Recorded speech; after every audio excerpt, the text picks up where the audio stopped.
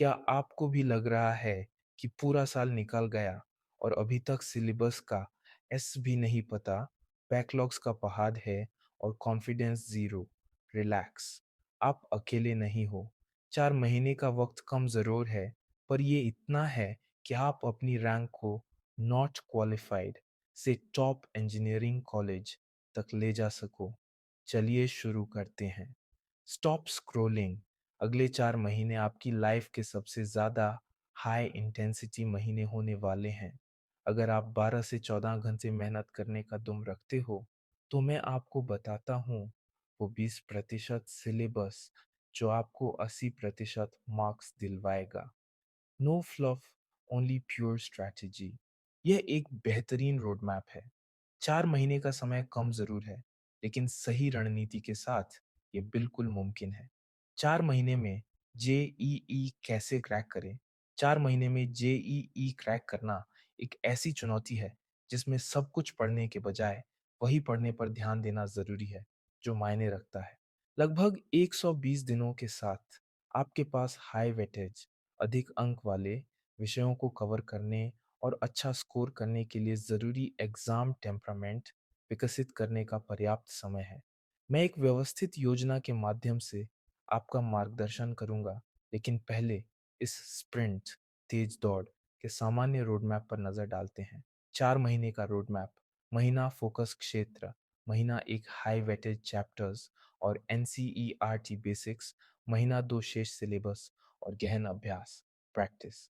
महीना 3 full length mock test और प्रदर्शन विश्लेषण। महीना 4 रैपिड रिवीजन और 2023 से 2025 के पीवाईक्यूज हल करना। कम समय के लिए मुख्य रणनीतियां। हाई वेटेज चैप्टर्स को प्राथमिकता दें। हर चैप्टर को एक समान न मानें। मॉडर्न फिजिक्स या वेक्टर अलजेब्रा जैसे कुछ विषय समझने में आसान होते हैं और रोटेशनल मैकेनिक्स जैसे जटिल विषयों की तुलना में अधिक अंक दिलाते हैं। एनसीईआरटी आपकी सबसे अच्छी दोस्त है, विशेष रूप से केमिस्ट्री के लिए। जेईई मेन में अधिकांश इनऑर्गेनिक और अनऑर्गेनिक प्रश्न सीधे एनसीईआरटी की लाइनों से पूछे जाते हैं। 3 घंटे का नियम।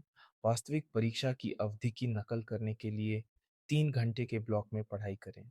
इससे आपकी मानसिक सहन शक्ति, स्टैमिना बढ़ती है। अपने मॉक टेस्ट का विश्लेषण करें। टेस्ट देना केवल 50% काम है। बाकी 50% काम यह विश्लेषण करने में है कि आपके प्रश्न गलत क्यों हुए। आप अभी कहाँ हैं? आपको सबसे अच्छी सलाह देने के लिए मुझे आपकी वर्तमान स्थिति जानने की आवश्यकता है।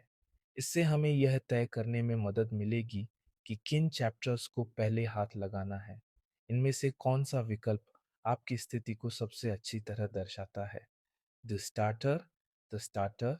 मुझे स्कूल स्लैश बोर्ड के बेसिक्स पता है, लेकिन अभी तक जेईई विशिष्ट तैयारी शुरू नहीं की है। द रिवीजर। द रिवाइजर। मैंने जेईसी के लिए कुछ चैप्टर्स पढ़े हैं, लेकिन बहुत सारा बैकलॉग है या पुराने टॉपिक भूल गया हूँ। स्प्रिंटर। The sprinter.